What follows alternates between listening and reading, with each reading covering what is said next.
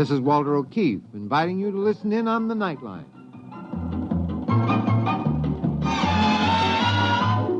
Tonight, live the incredible life of ages yet to come, in a time that might be 1,000,000 years from now, on X-1.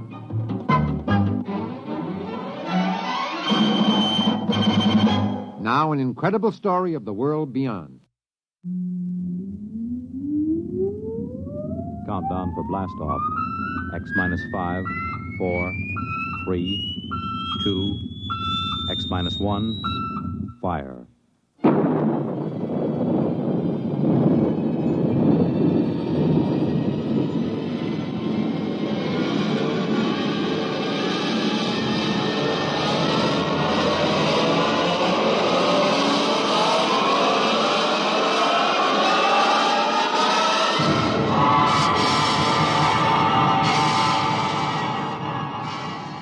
From the far horizons of the unknown come tales of new dimensions in time and space.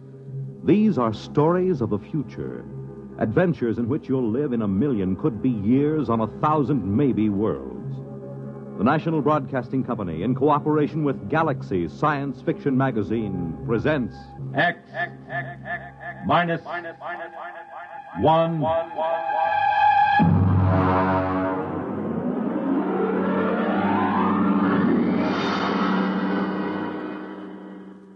Tonight, Inside Story by Richard Wilson. But first, hear this.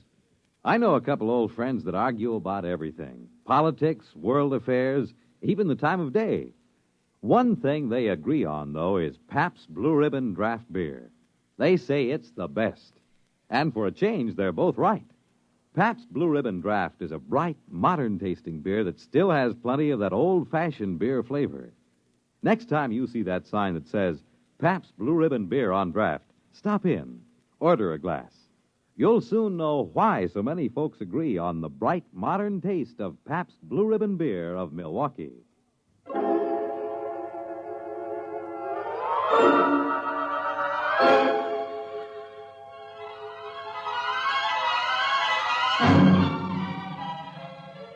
Now, X-1 and Inside Story.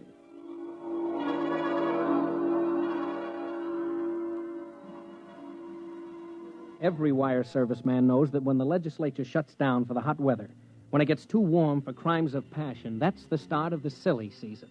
It's the time when the teletype chatters about the largest pumpkin grown in Sauk County and the dog that found its way home from Luna Base to the Cocoa Island rocket port. Well, it was the silly season when I reported to headquarters Martian sector of the Galactic News Service at IOPA. I found the bureau chief, Scott Warren, looking sourly at a strip of copy. GNS Sonala add lizards. Lizards? Lizards. Ew.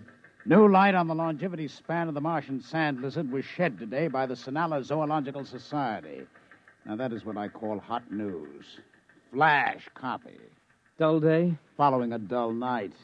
Was it like this in New York when you left? They had me covering a kitten in a tree in Gramercy Park. I would sell my soul for a nice, juicy cabinet crisis. Or else a little honest graft on a spaceport contract. Well, have you got any leads? No. The Garrison Administration of Martian Colonial Affairs is depressingly honest. When nothing's doing, you can stir it up a little. You know, rattle the local skeleton in the closet. Fan the fires a little. Have you read the Publications Responsibility Act of 1997? You can get 20 years for what you were thinking. Look, what's the local canker sore? What would you like most to get an inside story on? Something everybody covers up. Well, there's Druro. Oh, but that's Simon Pure. What's Druro? Nully Sanctuary. Oh, a religious institution? No. It's a quarantine set up for null-gravity neurocatinosis. Nully fever. It's completely segregated. Nobody's ever gotten a report out of there. Well, it sounds like a natural. Look, George, you're new. You don't fool around with Nully fever here on Mars. Be like lighting a cigarette in a powder magazine. Chief, how would you like an inside story out of Druro? You can't get in. I will give 8 to 5. Now, look, who's in charge? The Ministry of Health, but you can't... Okay. Don't let the sand lizard take up all the space. I will get in.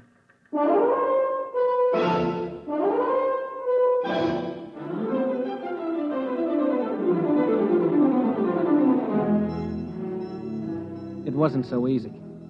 I did fine over at the health ministry until I mentioned Druro. And then I might just as well have had a galloping case of nully fever myself.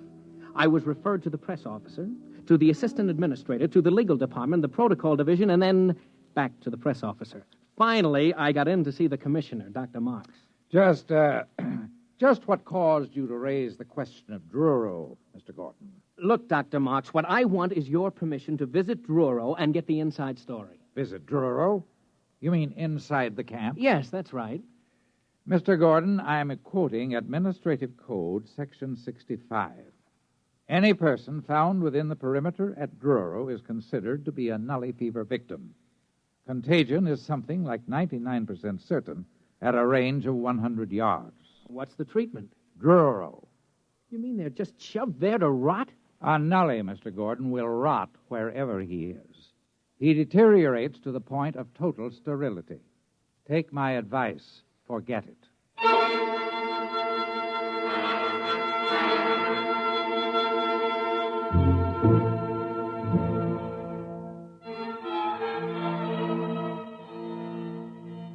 Naturally, I didn't forget it. I did more research. I found out that nully fever seemed to be a mutated virus that got that way in the early Earth-Mars rockets that had inadequate radiological shielding. The symptoms masqueraded as half a dozen diseases, but the end product was the same. A physical deterioration that I don't care to go into, and a psychological lowering to an animal state.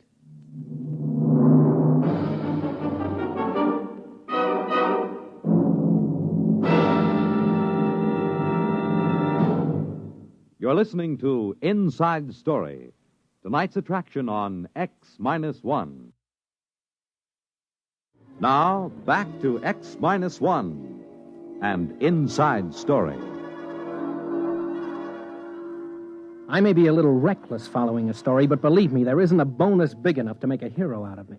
I had no intention of contracting nully fever just to provide a byline story for old GNS.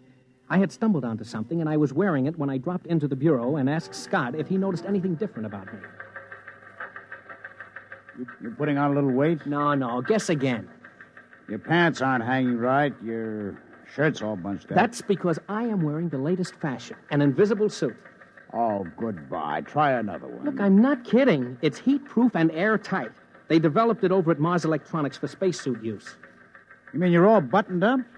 Well, how do I hear you? Short wave from a miniaturized dental mic. It's hanging on a front tooth, see? You're not kidding. Well, how come it's invisible? It beats me. Something to do with a non-refractive coating. You need that for dark side work on airless satellites. I got an experimental model from a PRO at ME.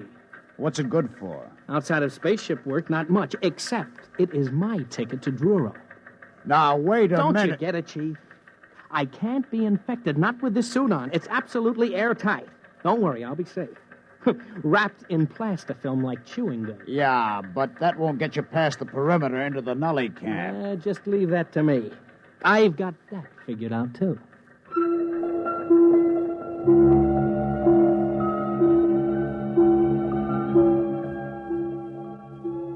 I picked up a sandcat out to the town of Druro and waited for 2 days. There was a shipment of nullies, the last of the Sonala roundup, due at the camp. Out of respect to public opinion, they dumped nullies at night, which suited me fine.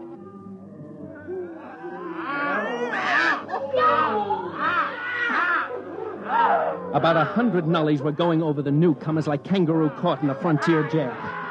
I don't think anybody actually got killed, but they almost tore the new bunch to pieces, grabbing cigarettes, jackknives, buttons, shoes, anything. And then, like as not, the old-timers would fight each other for it. The whole thing was over at dawn, and I could get a look around the camp. There were prefab huts and some trees. I started over to one of the huts. My hut. Take it easy, friend. I'm not going to hurt you.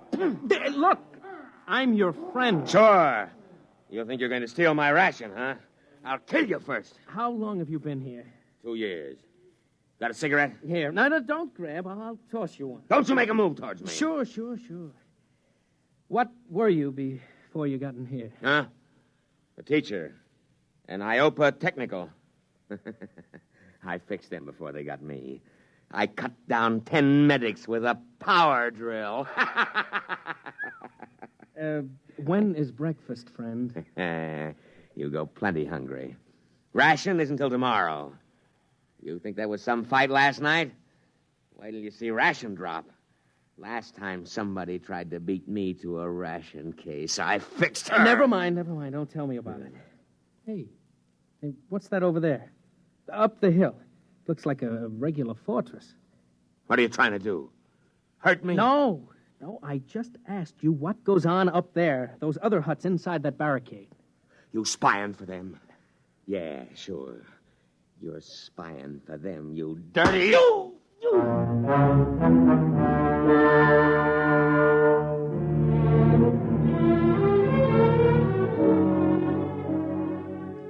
It isn't easy to get used to dodging nasty backhand punches that came out of the blue and were meant to kill, if possible. I got my arm up in time to catch about half the force, and the man ran off with my pack of cigarettes. But there was something up that hill worth looking into. A barricaded section set apart from the rest. So I started up. When I hit the woods, I stopped just 3 feet short of a 10-foot spear. All right, you. Get back down the hill. Now, take it easy, will you? What's going on up here? Go on, get moving. I've got orders to kill if I have to. You don't understand. I just want to find out... Yeah, sure you do. They always do. Every time there's a new batch, there's a few still smart enough to plan together, and they come up here spying. Spying on what? Look, I'm I'll a newspaper... count 3, and then you get it in the belly.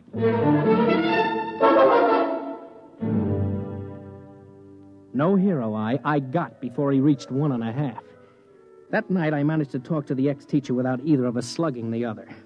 I asked him about the guard on the hill. They get all the best rations. They make us give up our food or they come kill us. They've got spears and knives. You mean there's a gang up there living off the rest of you? Yeah. I killed one of them once. Caught him from behind with a rock. They came down and killed 10 of us. Didn't get me, though. Funny, huh?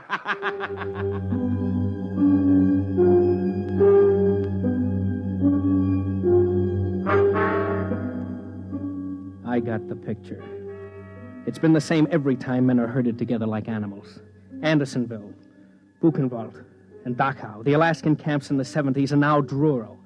The strong live off the others, a kind of racketeering in spades. Grab the best of everything, live as rich as you can, and don't worry how many you leave to starve to death.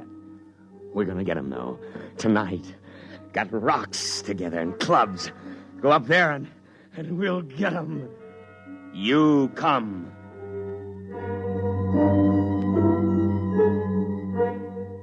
I didn't have much choice. They would have torn me apart. About 10 o'clock at night, the mob gathered at the foot of the hill. Every once in a while, they'd swipe at each other with a club or a rock, but mostly they shouted up at the hill. And then suddenly, without any signal, they charged.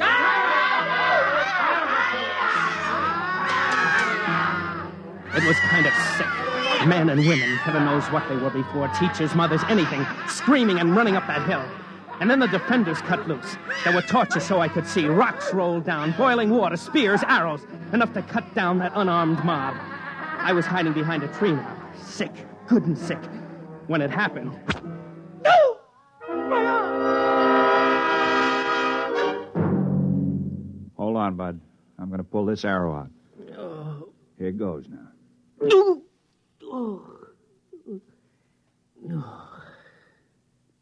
Where am I? Up the hill. That's where you wanted to go, isn't it? But how did... We dragged you up here. Herb, get some bandages up here. You're one of them, aren't you? One of who? The big shots, the kingpins, gangsters. You didn't get hit in the head, did you? Oh, it's too bad they didn't wipe you out up here. It's tough enough living in a place like this, but to prey on the weak ones... Look, fella, I think maybe you got the wrong idea. Oh, thank heaven I'm safe from this kind of... Yeah, I wondered when you'd notice. That fancy suit of yours got torn when the arrow hit. Oh, no. No. Nully fever. That's why we hauled you up here. We spotted something funny about you. A kettle of boiling water splashed on you, and you didn't even notice. Who are you? George Gordon, Galactic News Service. A newsman? Listen, does anybody know you're in here? Yeah. Maybe there's a chance. Can you tell them they got to let us out? Tell them what it's like up here. Make them understand. We write messages for the ration planes, and they ignore them. You can't get close enough to the guards to shout, they shoot you down. They got to let us out. Oh, sure. After what I've seen, that's the last thing I do. try to con somebody into letting this loose on the population. I've seen enough nullies. Even if I have to spend the rest of my life in this camp, I don't want to be responsible for making more. Wait a minute. You don't get it. We're not nullies up here. What? Nobody gets in the camp who isn't a nully. That's right. We all had it when we came in, but not anymore. Up here, we're cured. You're lying. You've got to believe me. We've been living up here for 4 years, keeping guard, trying to live like human beings in the middle of those animals down there. Losing maybe 3 or 4 a week, fighting them off. You know you're more dangerous than they are down there because somehow you've kept some intelligence, enough to want revenge on the rest of the world by infecting. No, you've got to believe me. We're cured. Nully fever can be cured somehow because we've done it. About 100 of us. More now with the babies. The what? Babies. Normal, healthy babies.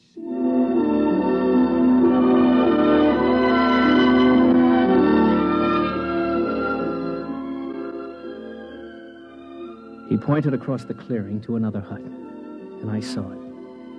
A woman about 30, sitting on the doorsteps, nursing a baby, an infant. And I heard the words of the commissioner echoing in my ear. And, of course, total sterility. These weren't nullies, not anymore.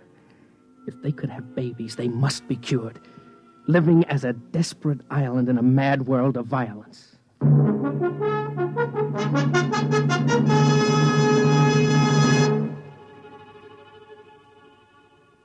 Well, you know the rest of it. You ought to. It was carried under my byline in every fact sheet on 3 planets.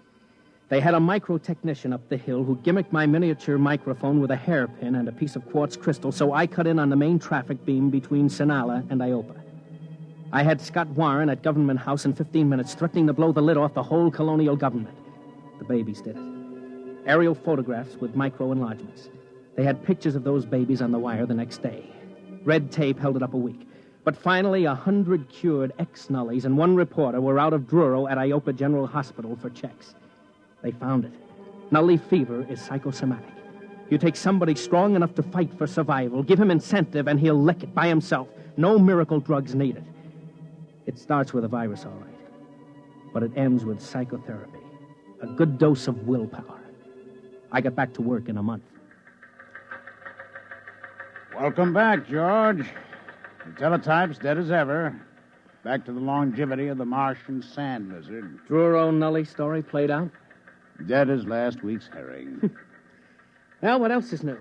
Maybe we can find another skeleton in the closet. How about life on the Martian moons? Now, that ought to be good for a headline.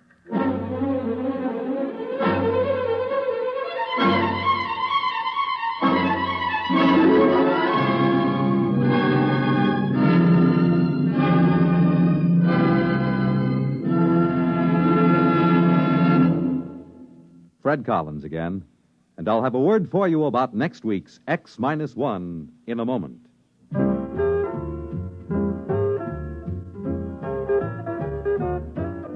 Hey, Molly, it's me. Where are you? Right here, McGee. What's the matter? Are you doing anything? Am I doing anything? I've got a towel wrapped around my head, a broom in one hand, a bucket of soap and water in the other, and the kitchen curtains under my arm, and you ask me if I'm doing anything. Sure, I'm vacationing in Florida. Oh, here, Molly, let me take that stuff. What are you doing? Now, just sit down. Sit down right here. Well, you're sweet, McGee, but I've got... You can go back to work in a minute. I got something big to tell you. You know, something really big. What have you gone and done? We're going to be on Monitor. Monitor? NBC's fascinating, motivating, merry-making, scintillating, ever-vescerating weekend radio service. Oh, that Monitor. Of course.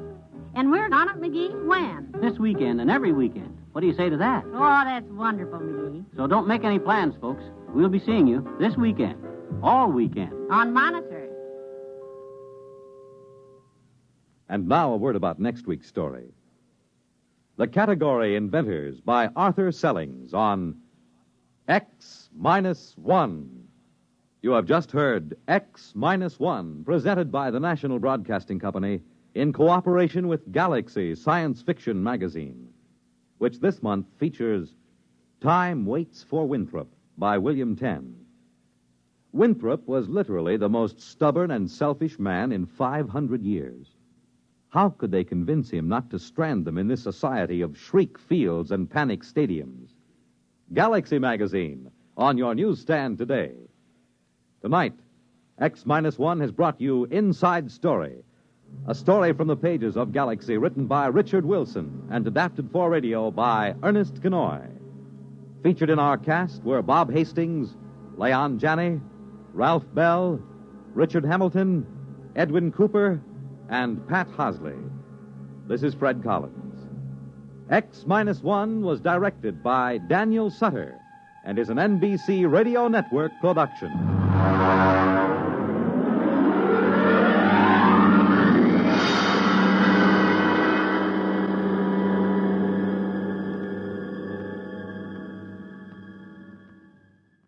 There's excitement in the air at night, and Nightline brings it to you.